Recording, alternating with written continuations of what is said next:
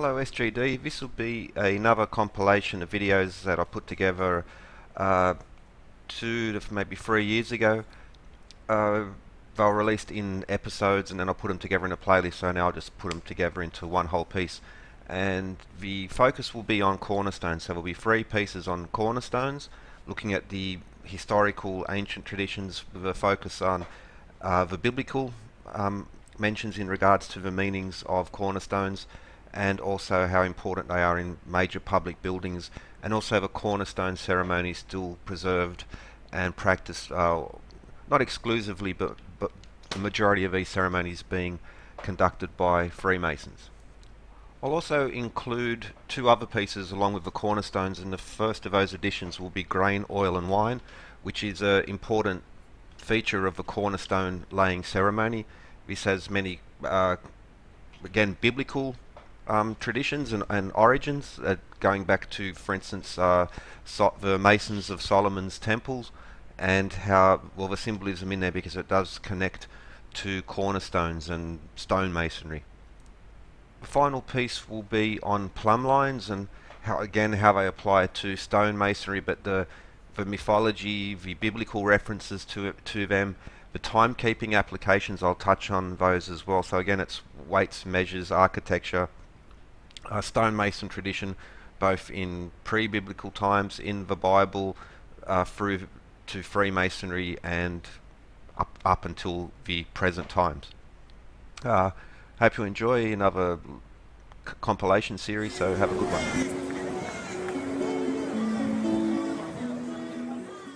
Hello, this video will be linked to some recent uploads where I've done a bit of a focus on ceremonies, rituals, superstitions, and I'll put those links in the description.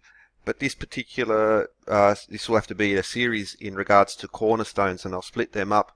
So this will just be an introduction to them. There's a lot to do, a lot involved in this, and again, I'll split this up. So just as an introduction, this will be part 1 of a series, and the importance of cornerstones, also sometimes referred to as foundation stones, and again, the ritual, the ceremony, and the importance of these, relatively ignored items and what's connected with them.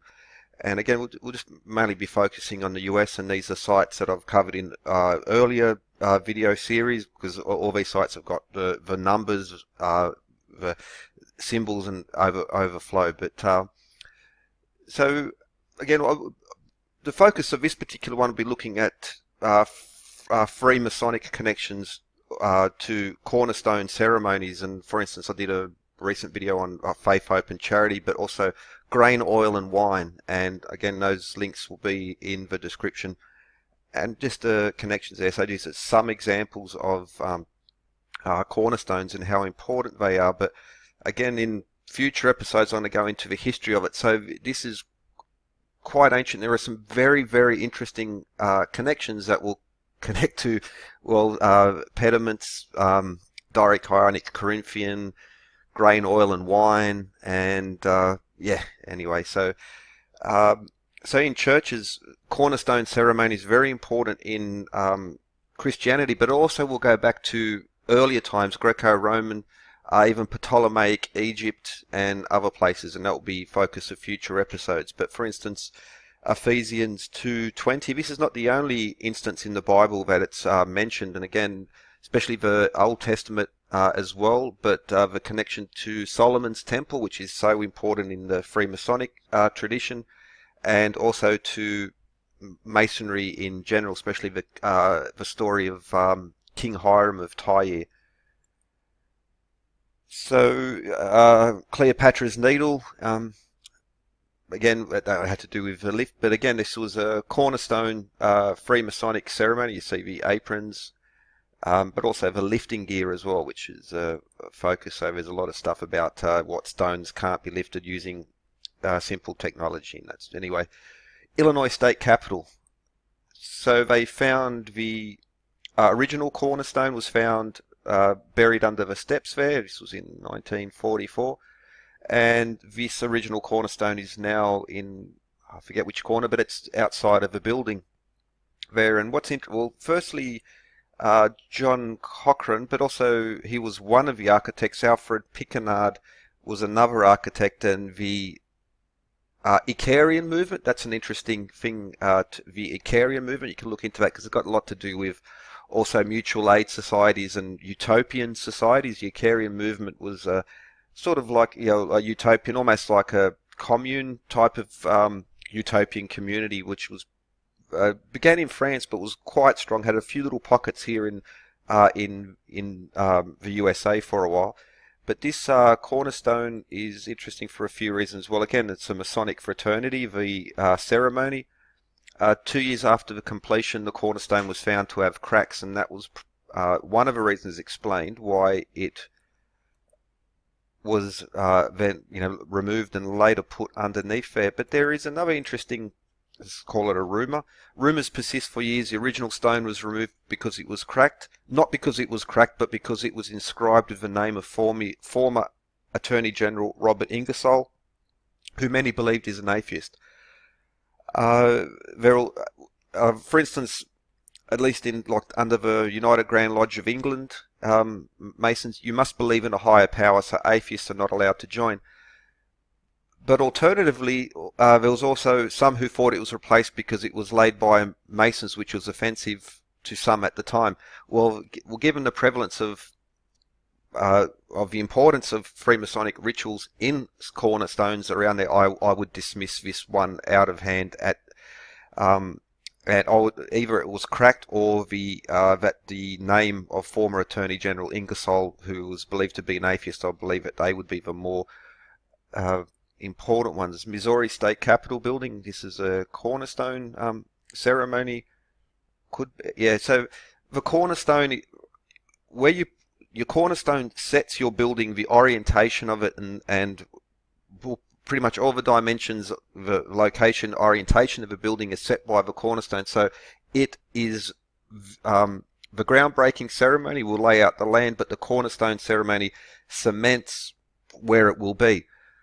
And these are capital buildings mainly, and public buildings and monuments, but in building churches, cathedrals, and older temples, even the layout of town plans, but that will be future episodes. But rededication of the Cornerstone, Missouri Capitol. So, for instance, again, Masonic ceremony, and by the square, this is to test the stone.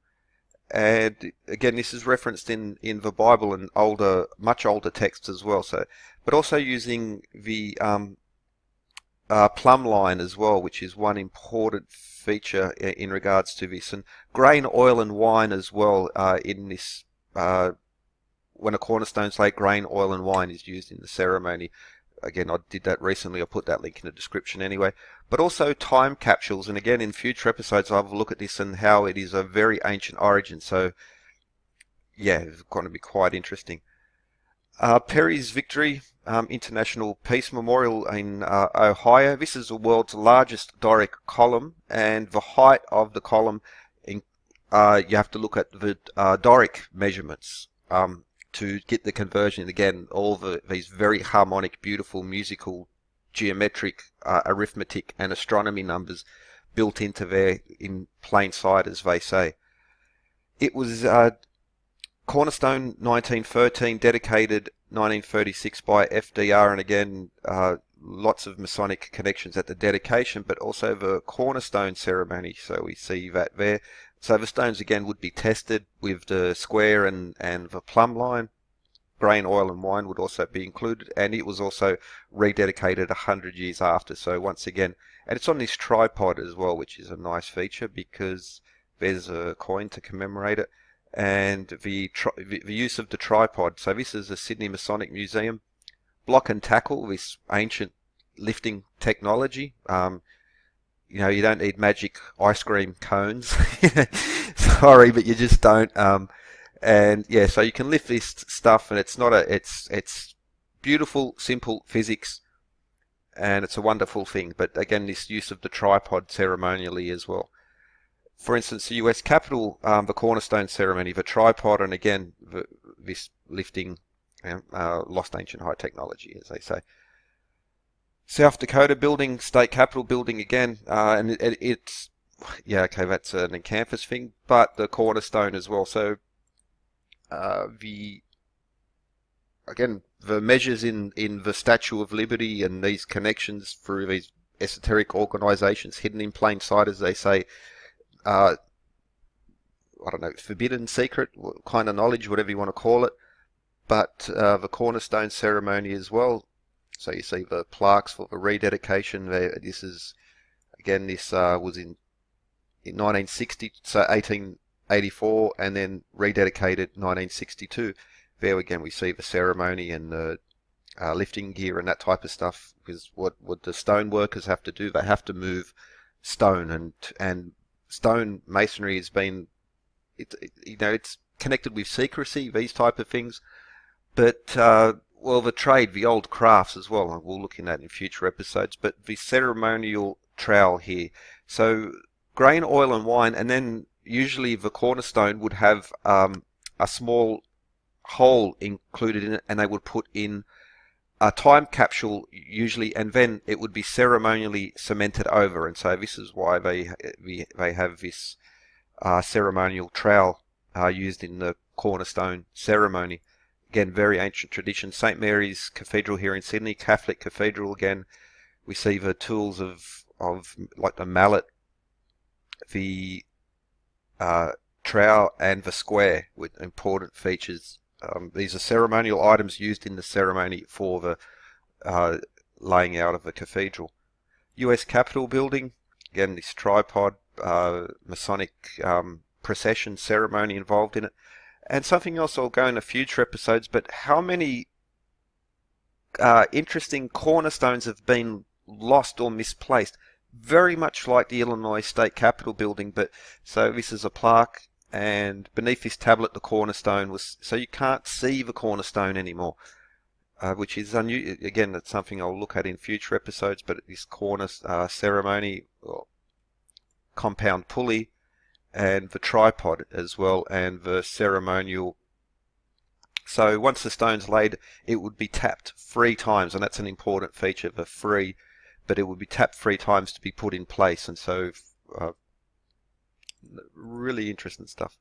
Masonic procession and grain, oil, and wine, I showed that earlier. But so, for instance, the ceremonial, the grain, oil, and wine, again, very old. It's even referenced multiple times in the Bible, for instance, but does go back even well before that period as well. And we also have, so these are in the museum. These were the tools, including the square and the all of the plumb line. So there would be a string attached to that, and to the level, the plumb line, the level, on the level, so they say, or this is a square house. These are, again, been in our important phrases that have been still passed on, and then the origins, meanings of them have been lost very much. This was 1993 rededication of the cornerstone, like a reenactment of that ceremony. And got grain, oil, and wine. Grain, oil, and wine. Okay, so also, well, okay, so yeah, we see the Masonic, the square and the compass in this. This was Missouri State Capitol using the square. And what do we have? Mason tracing board. So what do we have? We have the square and the levels, and also this level, the plumb line and the level, and the square to test the stone, to say that the stone is tested and the stone the builders rejected is another phrase. We'll get into that in other episodes.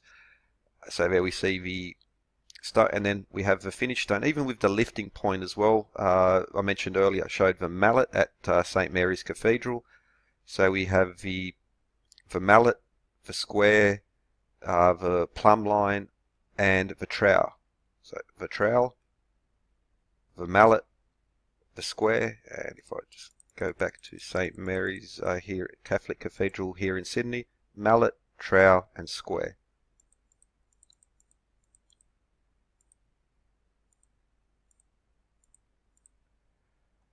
This was a first stone, Baltimore, Ohio, but again, well, you see him testing the stone with the square, and you even see the on the level there as well. It's basically this item, this one or this one. It's subtle differences there, but they're very important. Also, they would ring bells at the ceremony. Again, this is quite an old thing, but again, what do we have? We have the bell and these important rituals. St. Mary's, okay, so there we see clearly the mallet, the trowel, and the square. And this is a Catholic cathedral, and this is much older than the modern Masonic fraternities, which themselves are much older, going back to the craft guilds and the old stonemasons, Greco-Roman times, and even back. And we'll see in Egypt as well, especially a lot of these temples in Egypt, which are called ancient Egyptian, are actually Ptolemaic. Even though the hieroglyphs, the gods depicted are very Egyptian looking, they were actually built in the Ptolemaic period and the Roman period as well. So Cornerstones, again, this will just be an introduction, and this has been like a focus on more recent times, especially the Freemasonic tradition, major public buildings, temples, these types of things, and the connections in there. More to come on this because, yeah, it's quite very, very interesting connections, because I'll also connect to grain, oil and wine, Palmet, and well, some other recent uploads I've done. Those links will be in the description. So that's pretty much it for part one. Hope you enjoyed and have a good one.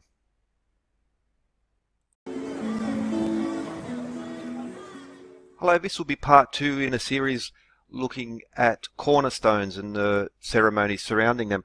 I'll put the links, a couple other links in the description, but also did a video on grain, oil and wine, and that is very strongly connected to cornerstone ceremonies. And just like the cornerstone, grain, oil and wine is mentioned in many times in the Bible, for instance, and other ancient references. And for instance, the Temple of Solomon and the laborers who worked on this. Now, the Temple of Solomon being very important, not in the both the Old and then New Testament as well, but also in Masonic tradition. But the wages of the laborers were paid in grain, oil, and wine, and this is like a gift box that Masons achieve as they move up through to a certain rank. So it's still very important for especially Judeo-Christian tradition, and now in modern Masons. Now, Orthodox funeral ceremonies, they pour oil and wine and then grain into during funerals, but the cornerstone ceremony is very important when building a new church or cathedral.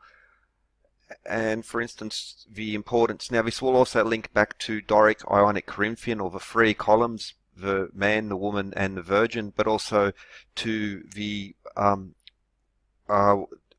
various wardens and the Grand Master, for instance, in Masonic lodges. Here's an example of a cornerstone ceremony, rededicating to celebrate their, was it the 125th ceremony? But again, well, the use of lifting gear as well, nice touch. But the cornerstone laying ceremony, testing the stone by plumb, level, by square, level, and plumb. We'll have a look at that.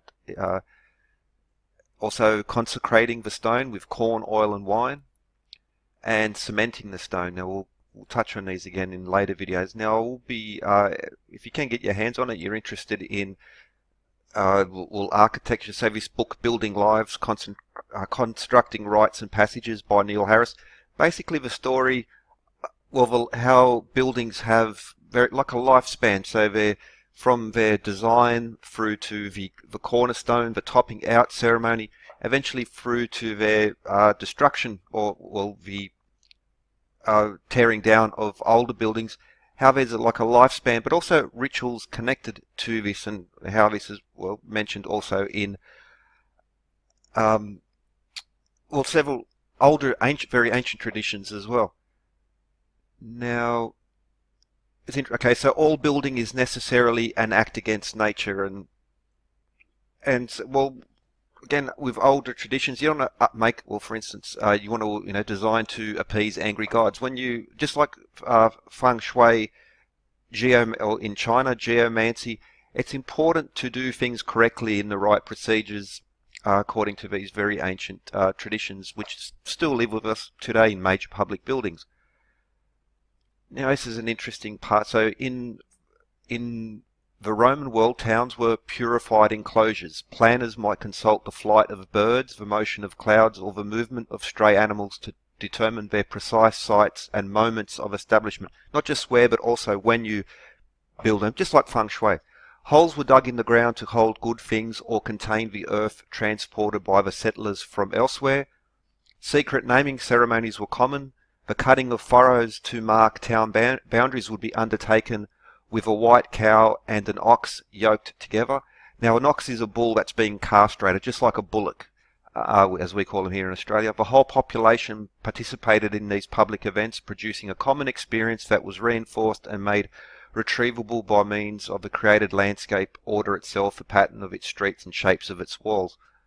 Very important to geometry and these other aspects as well. But to begin with, so secret naming ceremonies were common. The cutting of furrows to mark town boundaries would be undertaken with a white cow and an ox yoked together.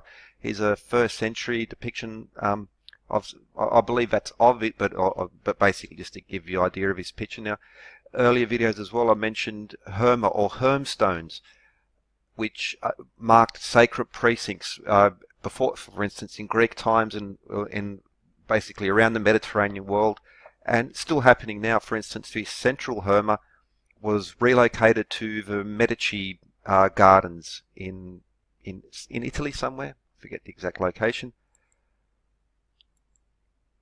Okay, so cornerstones there. Now, again mentioned in part 1. So, for instance, cornerstones are referenced many times in the Old and New Testament.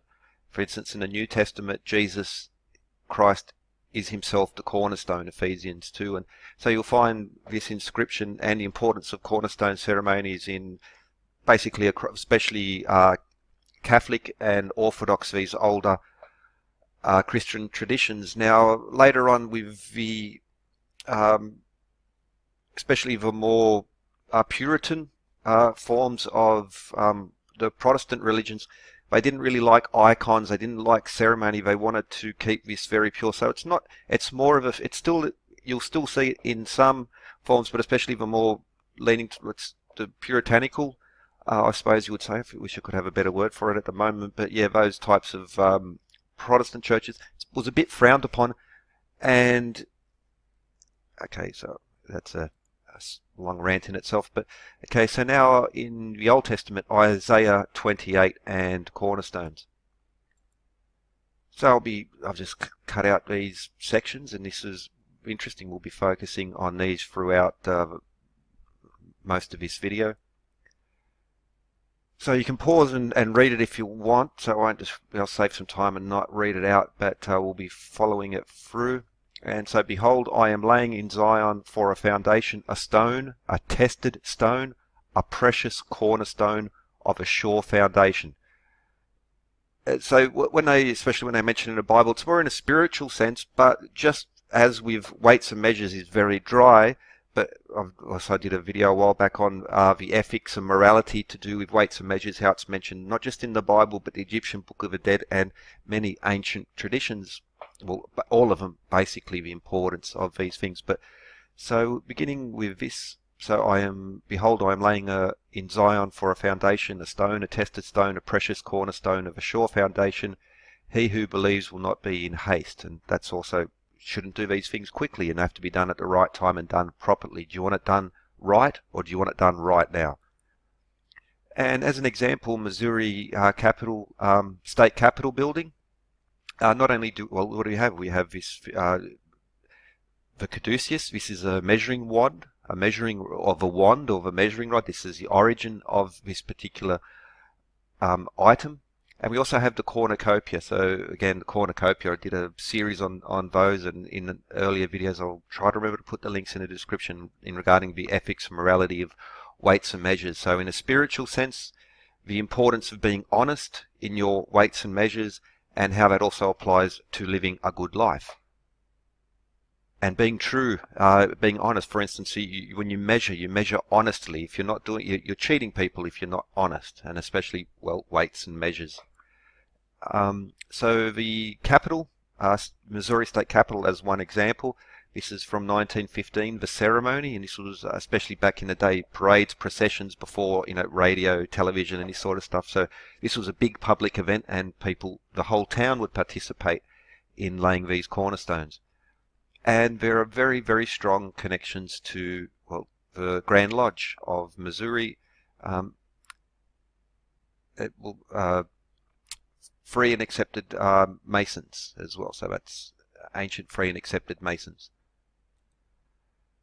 So there was a rededication of this stone and the ceremony that goes with it, and you can see like the local lodge and again the local lodge, Prince Hall, Grand Lodge, and so what do we see there?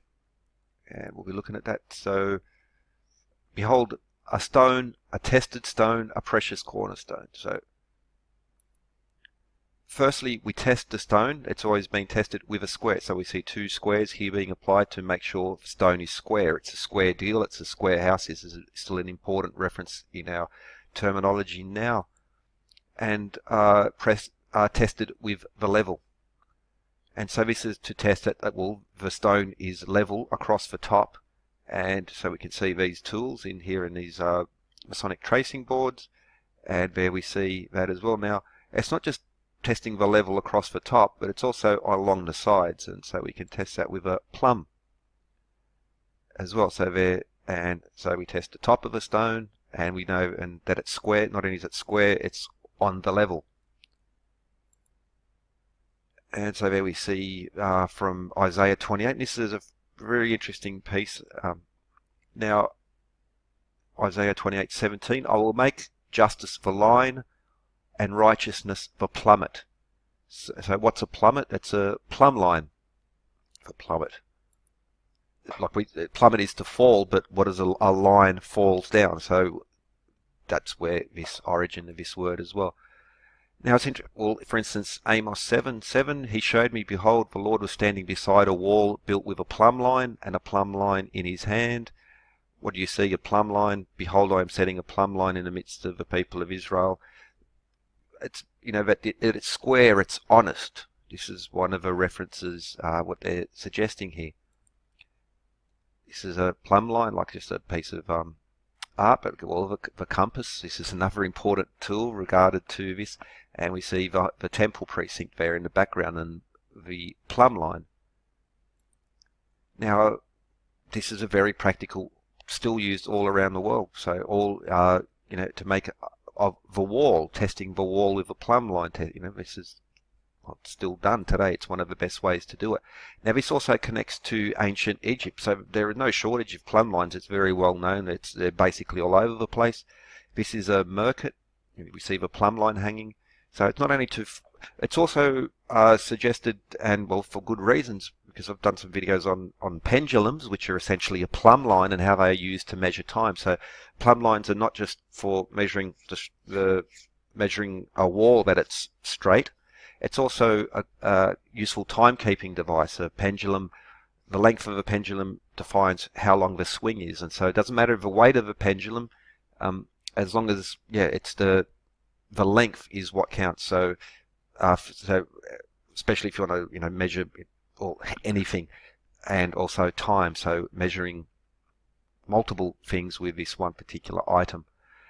Now, in the Egyptian Book of the Dead, for instance, spell 125, again, the importance of honest weights and measures throughout the Bible, but again, going back to ancient Egypt, I have not reduced the measuring vessel, I have not reduced the measuring cord. You're measuring your weights properly and you're measuring your length properly. I have not encroached on the fields, I have not added to the pan of the scales. You're not cheating. I have not tampered with the plumb bob of the scales. Again, you're keeping accurate weights and measures. And I have not taken milk from the mouth of babes. So, again, honest weights and measures, we're in this sort of POMO world where anything goes, as long as you're, has unbelievable quote I heard from someone who I expected a lot more of, said that long it's, it's an entrepreneurial spirit and unbelievable the lack of ethics and morality. And we just see, this is one of the reasons why, got to keep your ethics. It's got to be true.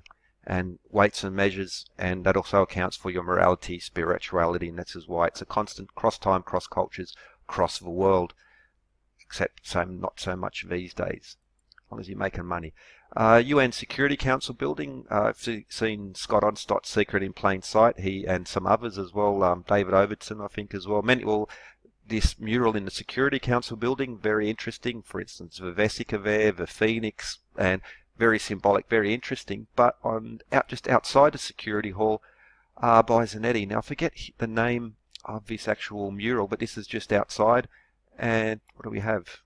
The Plumline, and in the centre again, being honest, keep a square deal and a straight deal, and also of course applies to construction on a level, a plumb. Also, well, we see it in ancient Masons. For instance, this is an aqueduct in Rome. All these tools again, and the plumb, and also the square and the plumb line as well. Piranesi is what this is the illustration. The tools of the builder, the compass, and well, the plumb line as well for measuring and doing a good and accurate job and living a good, accurate, decent life as well. Okay.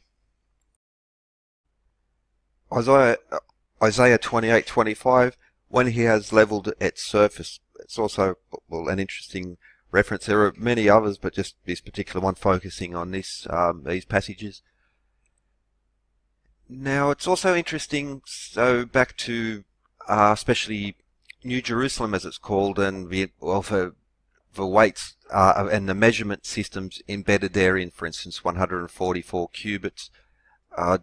Did a series on hermeticists such as John Dee, Edmund Gunter, and others. And for instance, in this version, it's 12,000 stadia.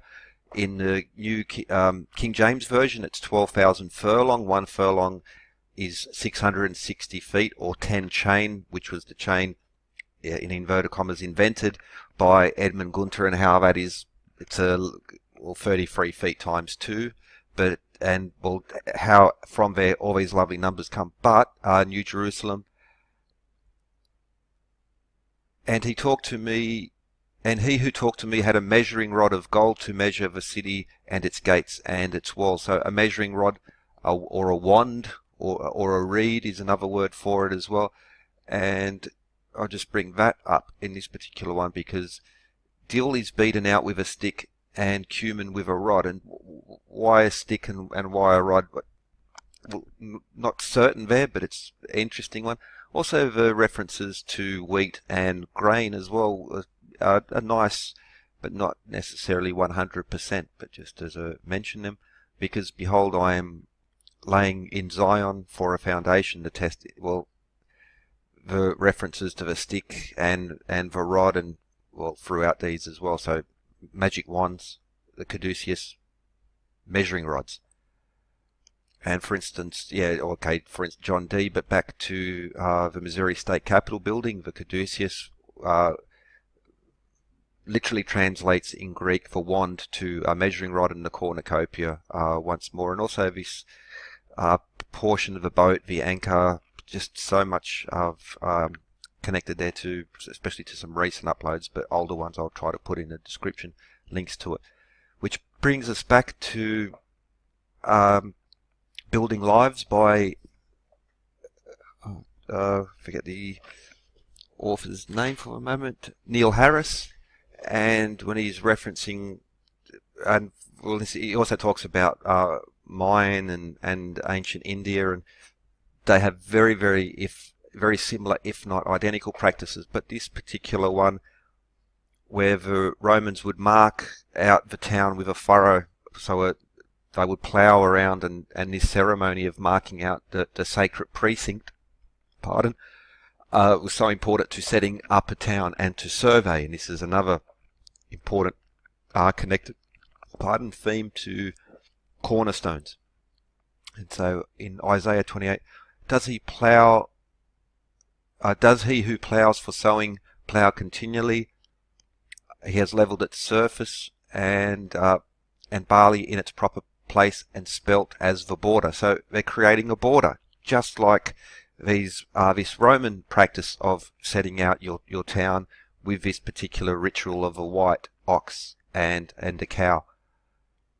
And again, throughout the Bible, the importance of measuring your fields and even practice of, for instance, any grain which you did not harvest and sort of fell to the ground, those who were landless were able to pick from that grain, and travelers who were moving along it was okay to, like, just for instance, to, if you're walking along and you can reach out and grab an apple off the tree as you're traveling. These were sort of laws which people who had land were expected to allow this type of thing to happen. But again, in Isaiah 28, and this a nice connection link there, and I'll do some in next series, because there's more than a few references in these ancient texts, especially the Bible, an Egyptian Book of the Dead, for instance, and again, they're connected to the importance of honest weights and measures, morality, and good ethics, which is also a theme for, as they say, Freemasons are trying to make good men better. Now, another feature, so in Roman worlds, purified enclosures, planners would consult the birds, motion of clouds, just like feng shui, where you're looking for the right place, the right time. But also, holes were dug in the ground to hold good things or contain the earth transported by settlers from elsewhere. Well, this brings us back to cornerstones, because it's a standard practice in cornerstone rituals to include a time capsule, which will include, so for instance, George Washington Monument in Baltimore. This was a excavated cornerstone, and what they found in there were wine, old newspapers, good things, and the whole population participated in these public events, producing a common experience that was reinforced, etc., etc. So in his address, April 17th, 1789, George Washington noted, "The tokens of regard and affection which I have often received from the citizens in this town were always accepted because I believe them always sincere." Well, so say what good things would be put into this, and they were accepted with, they were sincerely given. And again, so if you want to go a little bit further into this, but time capsules, cornerstones, all come together in these ceremonies. George Washington, famous Mason, of course, but also very, very interested in surveying. He was like, that was, for instance, Lachlan Macquarie here in Australia, pretty much our equivalent, did the same thing. Now, why is survey important? Just like the ox and the cow measuring out that sacred precinct, which brings us back to the hermstones, which show the borders of the sacred precinct, so especially a temple, and the area around it would be marked out by Herma. Well, that also applies to surveying, measuring, and okay, I mentioned earlier chain and furlong. Well, this is a chain. This is literally a chain that's 66 foot, also called the surveyor's chain or the Gunter's chain, which was used throughout Australia, Canada, and America. But also, why is surveying important? And cornerstones, for instance, well, across the ancient world, this is in Ostia, in Italy. But you need to survey your cornerstone and have it properly aligned, because from that the rest of the building is made. And so you need to survey it right, you need to do it accurately to begin with. Another connection to cornerstones. And cementing the stone as well. So this is the laying of a cornerstone, Masonic temple in New York. He is, well, the time capsule as well on the inside, but also cementing the stone with the trowel. And what do we have? He's holding the trowel in this particular Masonic illustration. But what do we also have? The level and the plumb, and of course the compass and square as always. So what do we have? These cornerstone laying ceremony, ceremonial instruments, well, again, standard, depicted from ancient times as well. So now, also in the book Building Lives by Neil Harris, he mentions how, especially in America, so pretty much across the world, the importance of cornerstone ceremonies and rituals had diminished. But it was especially in America and through Freemasonry that these public events and or at least the inclusion of public, because for instance the cathedrals, the common people weren't so much encouraged to, it was something more for the elite. But with the American Republic and the growth of that particular schools of Freemasonry there, it became an important feature, communal feature, to bring these things in. And so the Statue of Liberty, well, this was the ceremonial trowel for cementing the stone, one of these important features. So if I go back to especially the grain, oil and wine ceremony, but yeah, the Long Pine Lodge and the rededication of the stone there, testing the stone, square, level and plumb, as we saw, consecrating the stone with corn or grain, oil and wine. In America it tends to be now corn, because maize, that being very American, but they did not have corn back in Solomon's time, for instance. It was grain or wheat, and cementing the stone. So this feature, just a refresher of where I started with these things. So we've seen these already. Yes, but this ceremony and these instruments, very important. Part one I mentioned, for instance, St. Mary's Catholic Cathedral, we have these, the square, the trowel and the mallet, which is once the stone's set, it's tapped 3 times with a mallet, which is another part of this. And of course the square or the level, the plumb line, but the trowel, the mallet and the square, we see these as well. So it's okay. And so Masonic are especially very important, not just in their lodges, but in courthouses, major parliament buildings, capital buildings.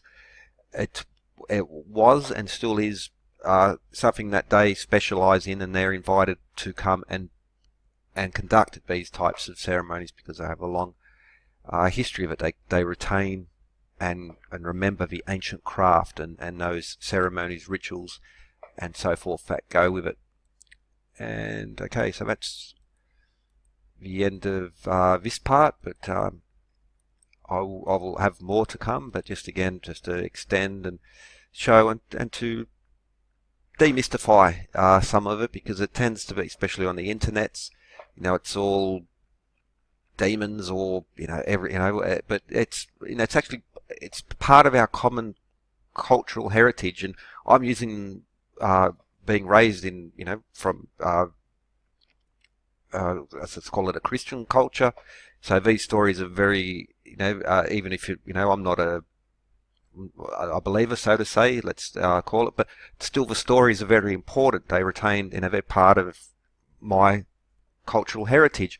But also you can find it in other not just in like other Christian groups, but across the world, across cultures, and even so it's very important. These stories are part of our history, but also weights and measures, especially with of course something I'm very fascinated with, and also construction. So it's part of an ancient science in that way as well. The builders of the temples, the cathedrals, were the scientists, the engineers, the intelligence, the very scientific people of their time. And we need to remember this. We need to pay attention to this, because it's not just spiritual, ritual, superstition.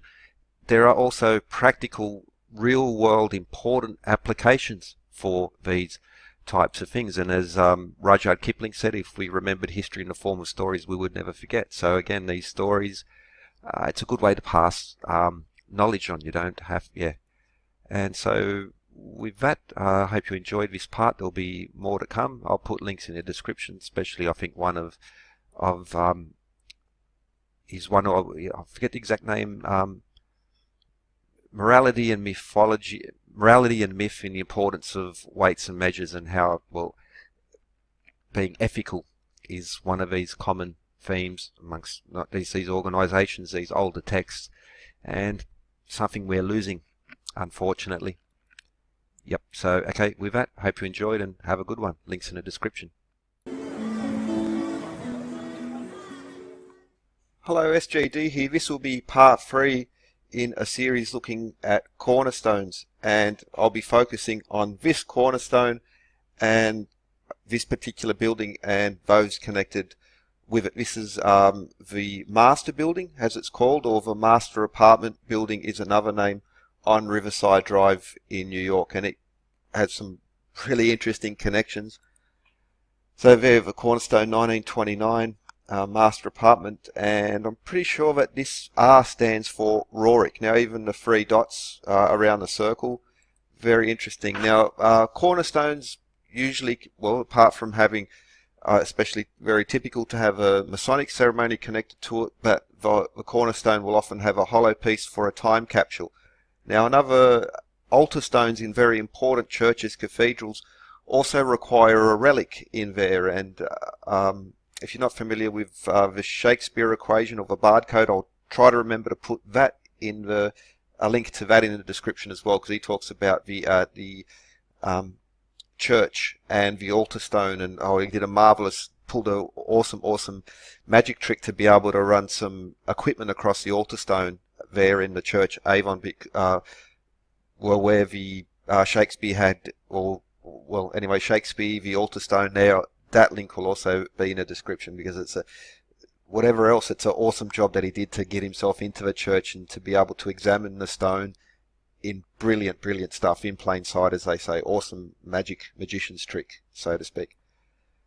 But this cornerstone and the master building in New York City, why is it so important to so many people? Have examined that, but what's inside this cornerstone? This is a very interesting connection. Now I'll put the link in the description to a video I did a while back. It was I did a whole series on New York and all the connections there, the architects and the buildings, but also how the movie Ghostbusters, the original proper good movie, had some awesome hints. So if you remember, there was Ivor Sandor. He was this mystical architect, and the building itself that was featured in Ghostbusters had all sorts of connections to, let's just say, mystical orders and stuff. Now that was fictional, and they, there was a whole near catastrophe.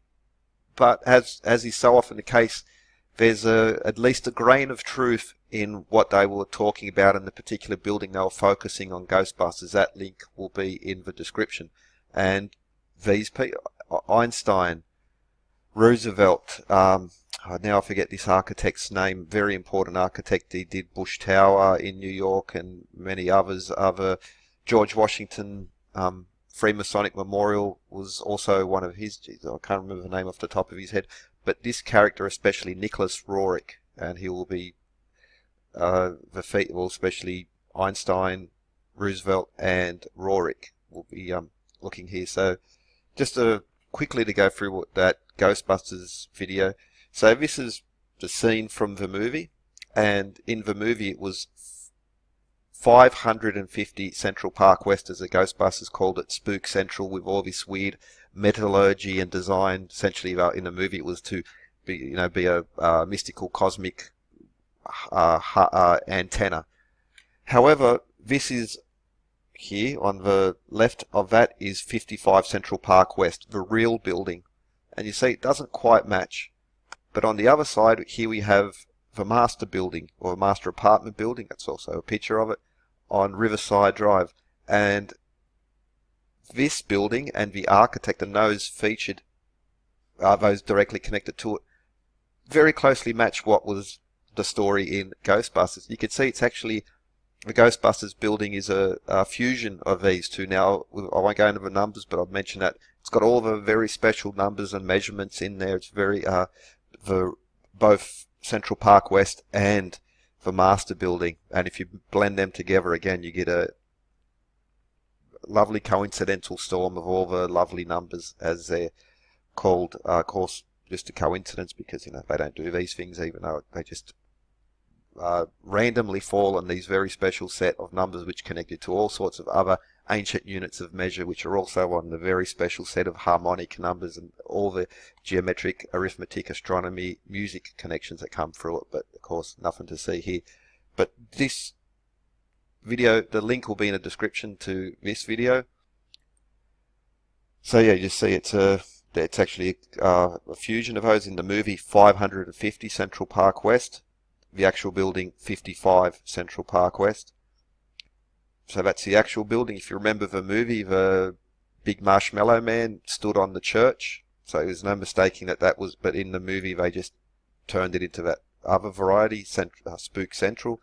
So there you see the movie scene, just that's what the church, and the church there just before the big marshmallow man. If you zoom in, as you know, if you see 550 Central Park West instead of 55. Okay. Now, what's interesting about the actual real building is the connection between Jesuits, Freemasons, and Theosophy. Also Rosicrucians. They're all coming together around very important people, very important features in this building, the real building. Now, Nicholas Roerich is a famous artist, architect, and mystic as well, and he was especially very strong connections. He was a theosophist. The original building was essentially built for him, and it housed the Roerich Museum originally. He then had a falling out with his patrons and moved the museum somewhere else, but this was the initial location of the Roerich Museum. It was basically built for him. This guy, really powerful patrons, built the museum for him. Here are some features. Now, the link in the description, I'll put another one in regards to Louis Buff Parry, and his strong connections to the intelligence world, and did some amazing research. I'll put that link in the description to quite a long documentary, but really encourage you to watch it and look at it, because he was examining what was in this particular box. That was so that's Nicholas Roerich's wife, and this was their treasured possession. And we see this box, this truncated pyramid, and how important it is to the Roerichs and how they got to it. And again, you need to watch the link in the description to the fuller documentary. Really is a must-watch, because we're bringing in Rosslyn Chapel, possible Templar connected navigation to America pre-Columbus, which brings us back to Rosslyn Chapel, which has these plants carved in there, which a botanist has identified as medicinal plants used by Native Americans, and they were carved in place in the Rosslyn Chapel before the New World was discovered, so to say, as they say, by Columbus. So, okay, now I couldn't find the original one. This documentary's been reposted. It's a watermark by UFO TV, but they were not the producers. I don't believe so, and Lost Secrets of the Illuminati might turn some off, but it is a very interesting, very serious documentary, and they won't, yeah. So again, this link is in the description. Must watch. And again, because he mentions Rosslyn Chapel, and this altar stone, this cornerstone, and Jesuits, Masons, Theosophy, and Roerich, and some really strange happenings in the Roerich building. Yeah, Louis Buff Parry. Now, the focus of that documentary is the Shepherd's Monument, and decoding some very unusual inscriptions here, and the art. Again, you need to watch the documentary to get the full detail of it, but it's interesting because they dropping hints or dropping codes in there, and you just follow. You have the money, the people, the organisations. It all comes around. He also mentions how intelligence agencies in the Americans and Israelis and others are so interested in collecting ancient artifacts and looking at those things. Now it's very interesting. He himself is embedded in this world. He's not just some random guy. He has strong connections, and it was essentially through the Rosicrucians and eventually at the end to the Rosicrucians that this decoding of this particular, especially this inscription here, which was the most mysterious of the enigma surrounding the Shepherd's Monument and Nicholas Roerich and the Master building in New York. Now, the Cornerstone Ceremony itself was not a large-scale event, but the people in attendance were a who's who of really important people. Now, even a letter from Albert Einstein was read, which praised Nicholas Roerich's goal and the building itself. Max Planck was also connected and a supporter of this movement. Now, what is the movement? Now, the name's been changed, but it was originally called the Roerich Pact, signed in 1935, an international treaty on the preservation of ancient artifacts. Now, Nicholas Roerich, who saw the destruction from World War I and how many artifacts, pieces of art were lost, architecture was destroyed, and the Roerich Pact, again, an international treaty named after Nicholas Roerich. This is no small potatoes.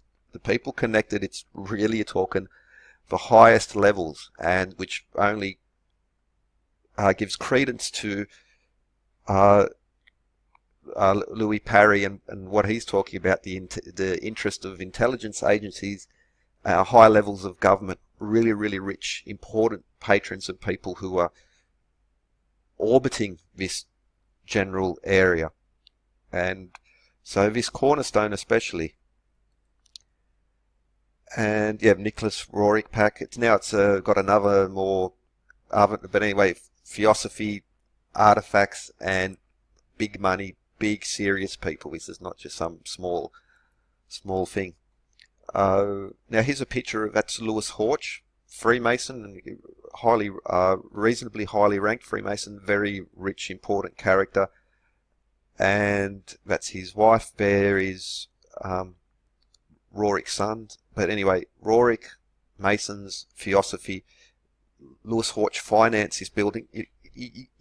To have a building built for you, and at the time a very important, architecturally significant building, the first building that, for instance, to have corner windows, but it's 444 feet, 27 floors, and especially at the time, this is a big thing. This is really, and so why was Roerich so important? Why was his cornerstone so important?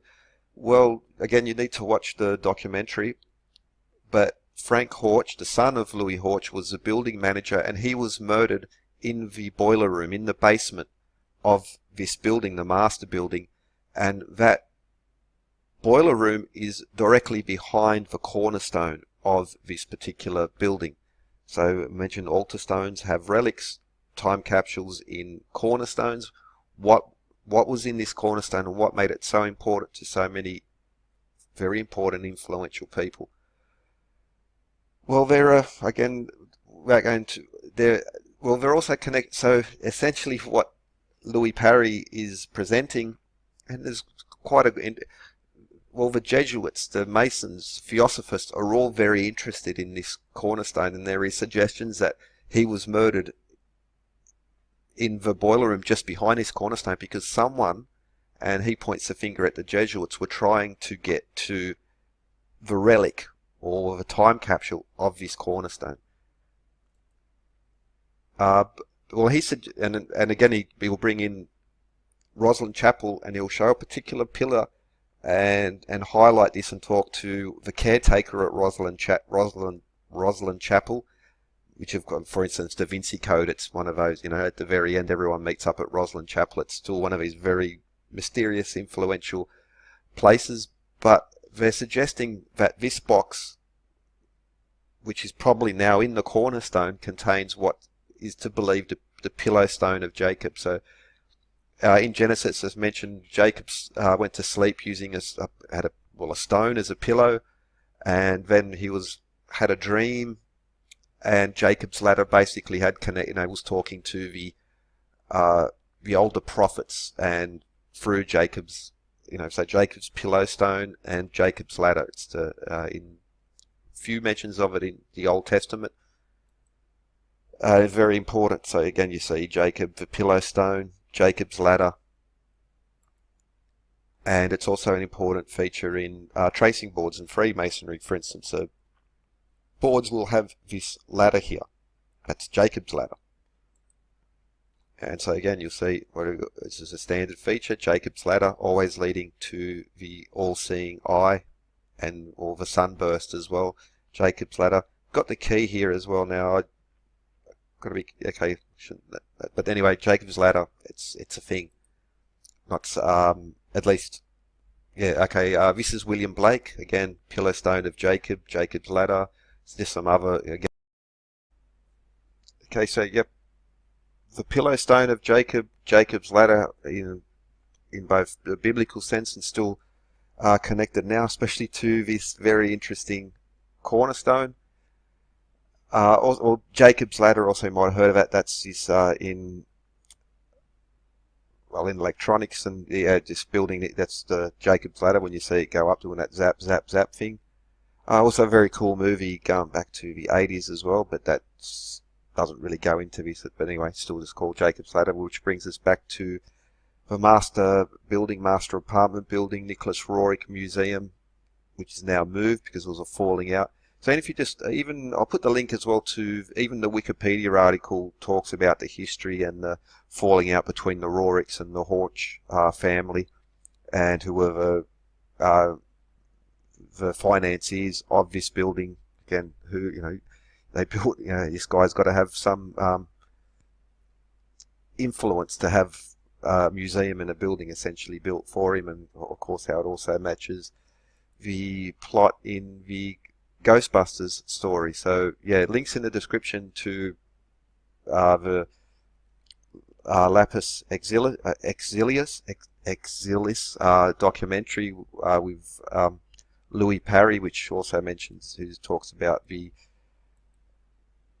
Shepherd's Monument and Rosslyn Chapel, the international treaties, the intelligence agencies, and he himself has contacts with them. So, and he is a decoder as well, so cryptography, and because he decrypts or presents. So the Horch family, the financiers, theosophy. This, what is this? What's in the box? Why are so many people interested in it? Why is it so such a international influence of particularly Nicholas Roerich, the money, and all these, basically Max Planck and Einstein were the the high priests at the time, and and Rosicrucians, and so it was especially this inscription which Louis Parry claims to have found the meaning to, and again, the pillow stone of Jacob and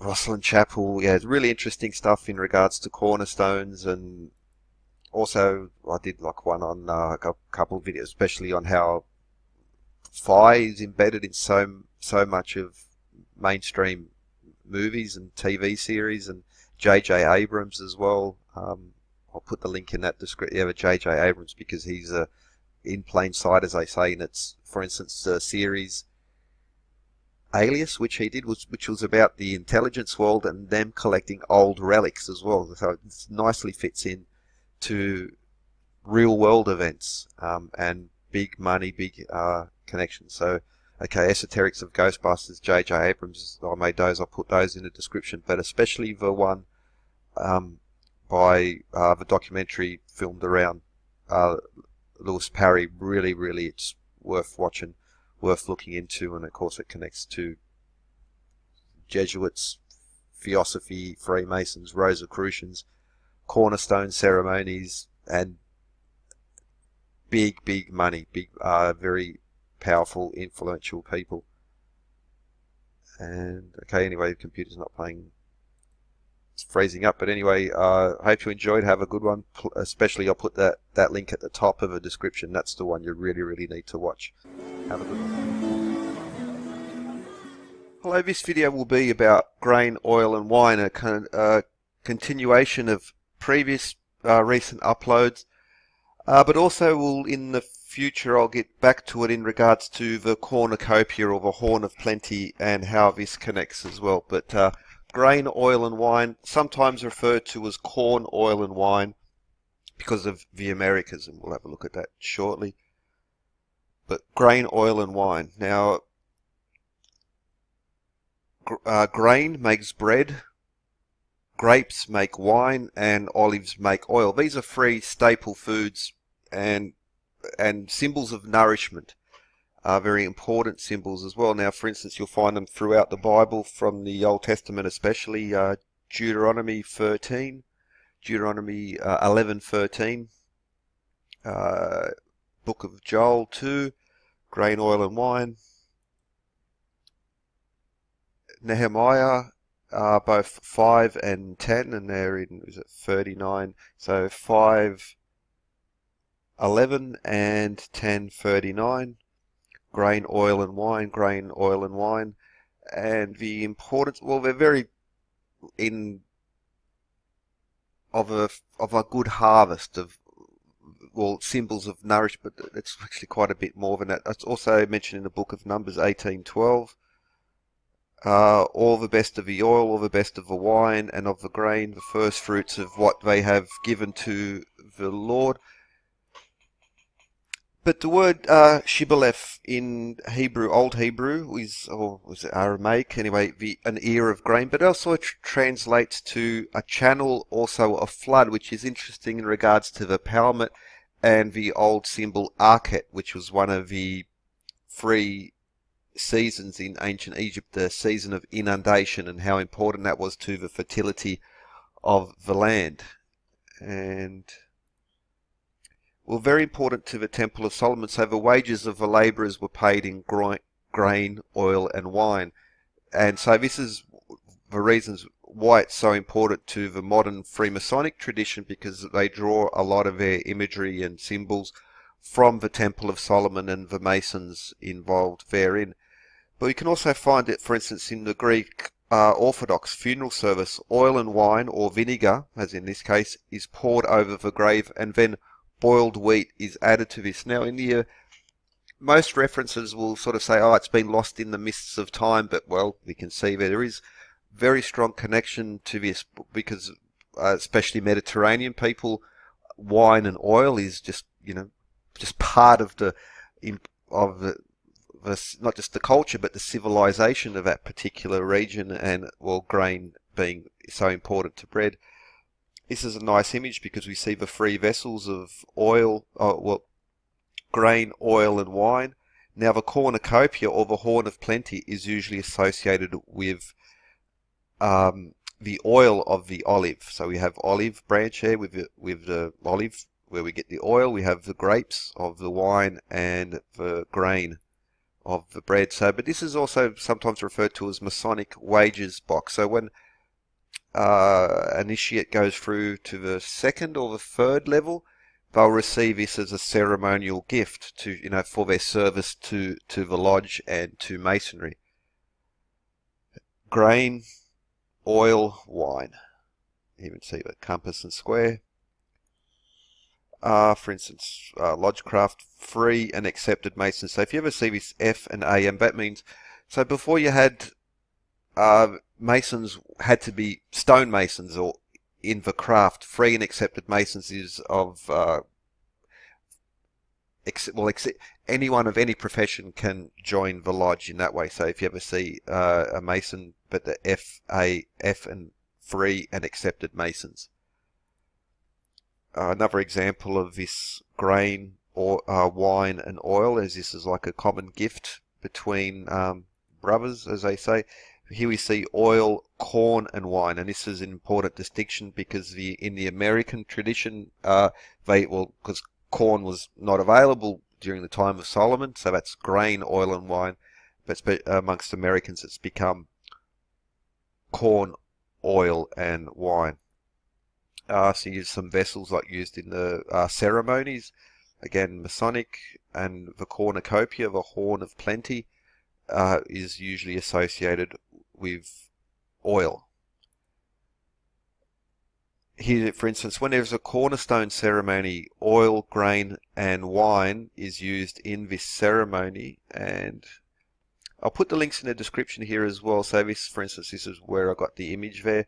But they also go into some cool detail in regards to the before Solomon, the Hellenistic culture especially is where so much of this imagery was drawn. So they talk about Demeter / Ceres, Greco-Roman goddess of wheat, of the harvest, so wheat, Dionysus, and the god of wine, as they say, and also connected to the Bacchical mystery. So Bacchus Dionysus, without going into the subtleties of, but yeah, Dionysus or Bacchus, the god of wine. And we also see oil as an extract connected to the Greek goddess of knowledge, or Athena Pallas. In other videos I've featured it, for instance, the GPO building here in Sydney. The symbol of Athena had olive branches underneath her as well. It's also connected to the owl bubo as well. But so again, I'll put these links in the description so you can read through them a little bit more. And before we get to the next one, so okay, grain, oil, and wine used in the Cornerstone Ceremony.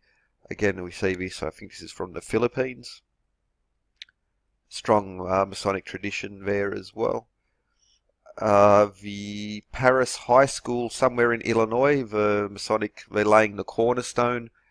And a part of that ceremony included the pouring of corn, oil, and wine on the cornerstone. So again, the Americans will tend to lean towards corn as the grain rather than wheat or barley or one of the more traditional ones. But in regards to cornerstone ceremonies, for instance, they're testing it with the plumb and the level, on the level as they say, and also with the square, so that the cornerstone will be tested, which is an important part of these ceremonies. This is a Perry monument in Ohio, the world's largest Doric column, and to understand it you need to look at it through Doric measures, but I've done that in another series.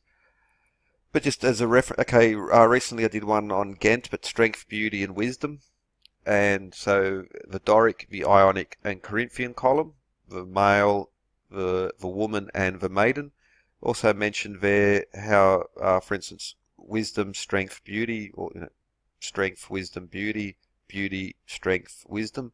But this shows free male because that's the grand warden, junior warden, and the deputy junior warden. But again, Ionic, Doric, and Corinthian columns.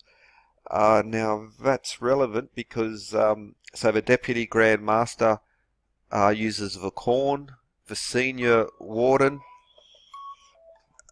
uses the wine, and the grand junior warden is in charge of the oil. And again, but just so you see the three wardens there, but also which goes back to the Greek columns once more: Doric, Ionic, and Corinthian.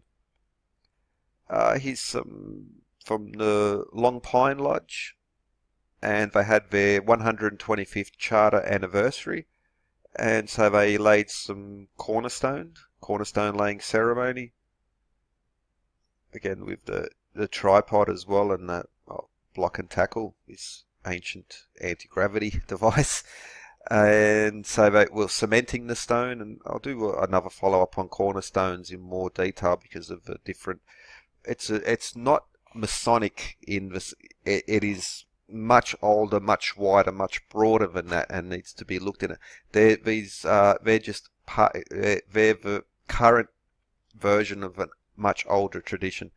There you can even see free and accepted Masons as well. So they're testing the stone as I showed earlier with the square, the level, and the plumb.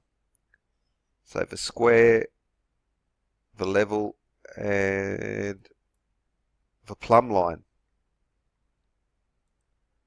And consecrating the stone with corn, oil, and wine. So again, this ceremony with the corn, oil, and wine. Now, which will bring us to the US Capitol building. And inside we have these columns which feature corn very importantly. And before we go there, where is it? Okay, so this is the mysterious corncob capitals of Prospect Park in Queens, I think, or Brooklyn, New York. And there you can see, well, it's corn, but it's also wheat. They're fused together. And again, I'll put this link in the description because it also shows some other links to this as well, and how this basically hidden in plain sight. I did a recent one on pediments and how often, for instance, the Australian, here in Australia, it is Greek. It is entirely Greek. Zeus, Moses, Athena, all the gods are on that pediment. But if you read the official literature in regards to it, it'll say, oh, the bull represents the cattle industry. This represents no. No. absolutely not. It's much older and deeper than that, hidden in plain sight. But again, this will be the link in the description. The point of it being the US Capitol building with these corncob um, capitals on these interior columns. So the cornerstone of the US Capitol, as with so many others, the cornerstone was laid in a Masonic ceremony. Very, very strong connections there. Even you see a extract of the time and some paintings, illustrations of the Masons in procession to the laying of the cornerstone. Corn, oil, and wine used in the ceremony itself. And it also mentions, well, amongst other people involved in the procession, stonecutters and mechanics. Now, Simpsons was Homer joined the stonecutters, and there are more than a few sites out there, saying, "Oh, there's no such thing as stonecutters." Well, it's not really. Yes, there is. Yes, there is, and the Association of Journeymen, the Stonecutters of Philadelphia, for example. So I don't know where some of these guys get their info from, but just like the hand in the jacket, there seems to be. It's more of a prejudice is not just about the fundamentalists, it's also anti-fundamentalist, are very controlled by their agenda rather. But anyway, so stonecutters, yes, there were stonecutters. That's no, no, if you say there wasn't. It's, yeah, just, it's only really a few clicks away. But also mentions the mechanics, and the independent order of mechanics is this another, very Masonic, you would say, but it's another mutual aid association. Again, typical evil, demonic, like blah blah blah. No, no, no, no. Just look into it. What is these societies and the importance of them in the development of society? These symbols, such as corn, oil, and wine, were basically universally known about up until the World War II period. They were part of our cultural heritage, especially in part of the symbolic heritage. So again, only going back a century or two, literacy was much lower. People were much higher level of literacy in symbolism, especially since World War II and Hollywood and TV. We've been overtaken by aliens, vampires, werewolves, robots, this sort of stuff. They have become the common stories which we share with one another and how we relate to one another. But only a couple of generations ago, these emblems, symbols, these organisations were the cultural, the thing that we had in common. And again, now, because we've sort of lost a little bit of it, it's easy for the David Icke, Alex Jones types just to come in there and just to flood it with profiteering and bogusness. And they're bogus. They're really, really shocking. Cornerstone Ceremony, even here's the newspaper running short on time. Anyway, but grain, oil and wine, or corn, oil and wine, it's goes back to, well, biblical times, the Temple of Solomon. But again, has very strong connections further back, for instance, into the Hellenistic period, and more than likely much further than that, because the Greeks did not just invent all their stuff in a vacuum. They inherited a lot, they improved a lot, and they wrote a lot of stuff down and made it more accessible to the mystery schools were a little bit more open than the previous ones, for instance, in Egypt. But I would be, it's hard to research those things and without getting in too much speculation, so I'll leave that to the side. Grain, oil and wine, corn, oil and wine, so important, well, in so many other ways. Anyway, reaching the limit. Cheers and have a good one. Hello S3D, Sacred Geometry Decoded. I'm working on one in regards to the 7 liberal arts, the School of Chartres, and how these ancient cathedrals, very much in the sense that ancient temples were universities and libraries, and we tend to think of a cathedral as strictly as a purely religious building, but for instance Chartres, Cologne, Clermont-Ferrand and these other great cathedrals were universities of their time, storehouses of knowledge where people learnt the sciences, as we would call them. Essentially they were universities. But the Masonic tradition, because of the strong connection between the early craft guilds, stone masons, the alchemists, the highly skilled carpenters, metal workers who put so much effort into building these great buildings, and this is just again a part of an ancient tradition. So if you go back to the Greco-Roman temples, Mesopotamian, all the way back to Egypt, for instance, in Heliopolis, you see that these places are centers of learnings, and the geometry, astronomy, arithmetic, and music is so important throughout time, really. And now, for instance, the stained glass in Chartres is another example of this, but it honours the Masons who built these cathedrals, and the compass and the square, for instance, and how important the geometry, the metrology, to get these buildings perfect and harmonious, and to, for instance, the height to the width to the length would be tuned to make it acoustic properties as well, which is another feature so important to these sacred spaces. Naiology is also a term for the study of sacred architecture. If you go back to the Roman times, and we see, so whether it was surveyors and the highly skilled masons would often have tombstones and would be honoured, and these symbols of the compass and the square, the ruler, the mallet, for instance, being symbols throughout time. This is an example of it's cut in stone, but it honours the tools that the masons were so depended upon to do this great work, again, from Egypt throughout time. That's a merker. This is for measuring time at night, but the feature of this video will be on the plumb line. So here we see an example of a plumb line. It's just a string with a weight on it, which applies to pendulums, and recently and for quite some time I've been posting on the importance of measuring time via the pendulum, which also requires measuring length. And so, for instance, in this tool, this also uses a plumb line, a pendulum. We'll get some better examples of that. Here are some from ancient Egypt tools. Now, these are not Old Kingdom.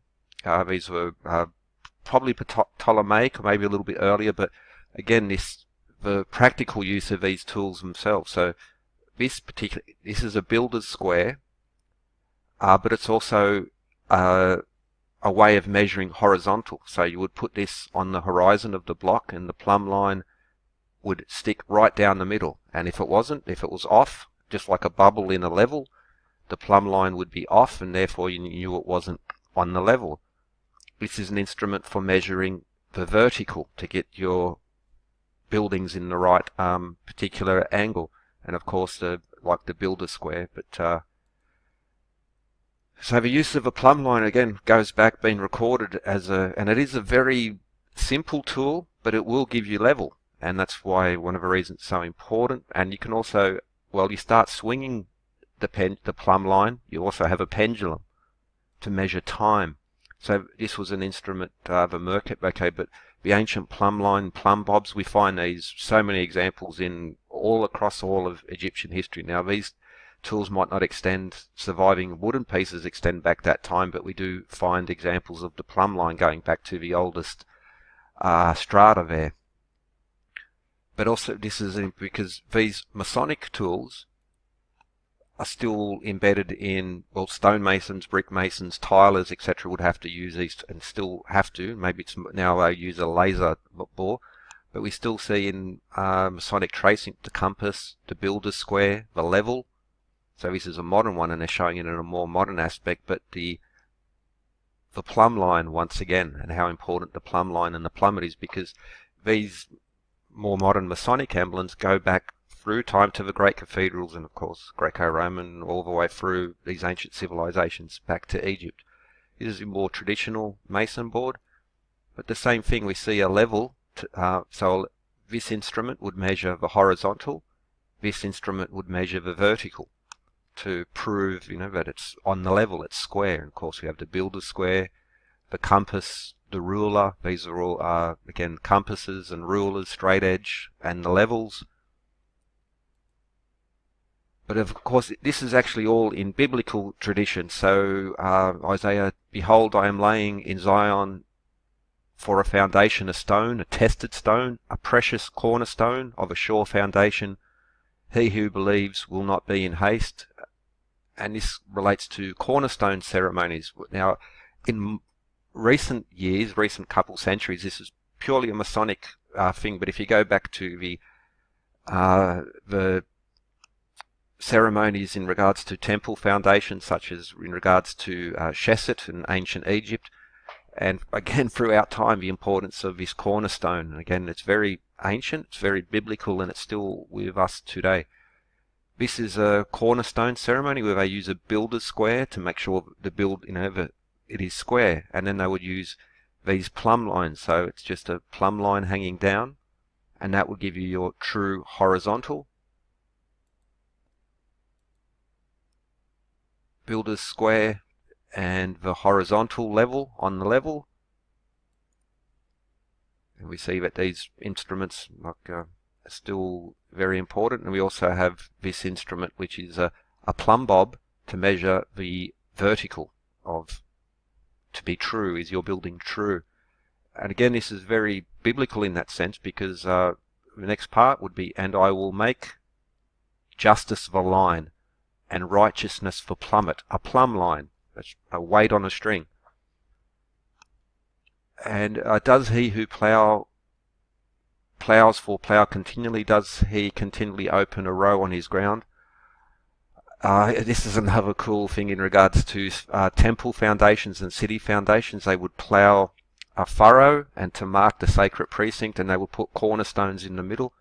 But when he has levelled its surface, okay, it's just a bit out there, does he scatter the cumin, plough in wheat in rows, barley? Now, whether it's wheat, barley, and these other grains, these are also ancient uses for weights and measures. For instance, a gold ounce, when you hear the price of gold, they don't measure that in the normal food ounce. That's called the troy ounce, which is 480 grain. Gunpowder is still measured in grains, but also 3 barley corn is equal to an inch. So these sacred grains are also the basis for weights and measures too, which is so important feature. And because throughout the Bible, I've done some earlier videos on that, whether it's the ancient Egyptian Book of the Dead, the Bible, Magna Carta, Code of Hammurabi, they speak very often in a moral sense about the accuracy of weights and measures, but also in a moral sense as well. And so these traditions have been passed on. But righteousness for plummet, which is just the plumb line. And again, Amos 7, he showed me, behold, the Lord was standing beside a wall built with a plumb line, and with a plumb line in his hand. And the Lord said to me, Amos, what do you see? A plumb line. Behold, I am setting a plumb line in the midst of my people Israel. I will never again pass by them. So again, in biblical tradition, you'll now this of course is a more modern illustration, but it is written in so a lot of what this is evil spooky Mason stuff is built on ancient traditions, ancient Egyptian, biblical, Code of Hammurabi, even up to the Magna Carta. And well, okay, that's a brick mason or a stone mason. Well, they're still using these lines. It's a very simple, very profound, very elegant tool. This is again the Merkit timekeeping device. So with a plumb line to get it straight, and then you could measure the movement of stars throughout the night. And so a sundial only works through the day, but you could also use a movement of stars per night to measure time. And again, just an example of these plumb lines. Book of the Dead, Book of Coming Forth, some other names as well, but spell 125, again, I've not reduced the measuring vessel, measuring cord, I've not encroached on the fields, I've not added to the pan of the scales, I've not tampered with the plumb bob of the scales. Okay, in the UN building, especially if you watch Secrets in Plain Sight by Scott Onstock, great series, must watch, but he talks about the symbolism in the UN building. Also, I might add that this is on 42nd Avenue, and that's what they call Manhattan Henge, which is an astronomical alignment. Now, along 42nd Avenue, you have a series of very important buildings built by the numbers. Grand Central Station, which includes all the measures and the symbols in there as well. I did a whole series on New York, but for instance, this is another mural in the UN building, and again, we see the plumb line above the earth as well. So these elements of truth, but across various traditions. Builders, traditional builders' tools, astronomers, these are the plumb line, which of course is another, it can also be applied to a pendulum. And again, Isaiah, but again, the precious cornerstone. So the stone the builders rejected. Now in ancient Greek, Hebrew, that's 273 anyway, but the perfect stone, the stone the builders rejected, that's again very biblical theme.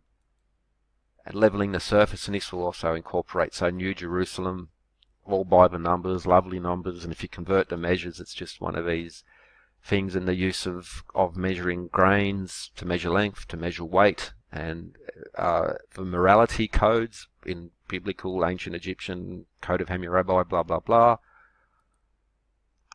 And yes, a tested stone, a precious cornerstone. So these cornerstone ceremonies, and okay, even John Dee. Now this is the measuring rod. So the caduceus literally was a measuring wand given to Hermes by Apollo. It's a wand, and that's the ancient Greek. Wand is a measuring rod, and then the two snakes later. But there's moral codes and there's measuring codes in there. And you also see it, for instance, in John Dee, and talking about the Enochian magic, for instance, as in Enoch, but also Solomon and the Psalms. They're magical spells. That's like an interesting, because John Dee, Enochian magic, got it directly from there. Then not such a good guy, but Crowley, reinterpreted that, but he was building this off these old traditions, and again throughout the old books you'll find it. So Pluamblines or pendulums all connect together. The stonemasons traditions and Freemasons, they have similar origins in the craft guilds. Their rituals are built around biblical tradition, but also biblical tradition just really emerged from old. It was not born of a vacuum. It was, so a lot of the church is really, it's pagan in that sense, and so much of that's but so if you want to use the Masonic symbolism, Bible symbolism and moral codes, and ancient Egyptian Babylonian traditions are built in this very practical sense, and what is true is on the level. Even so, it's a square house, it's on the level.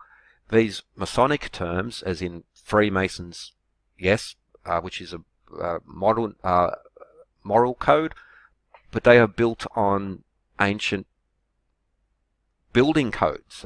So the same with Tubal Cain, for instance, in the Bible as well, talks about the copper and stone and woodwork, and these plumb lines, and because it's true, a plumb line will hang straight down, and you can use it to measure and to be very accurate. So I speak a lot about measures, but there is a moral aspect to these things that is worth looking into, and it is part of a continuous ancient tradition, because the compass, the plumb line, they're true, they work, and this is one of the reasons, say, why these symbols are in there.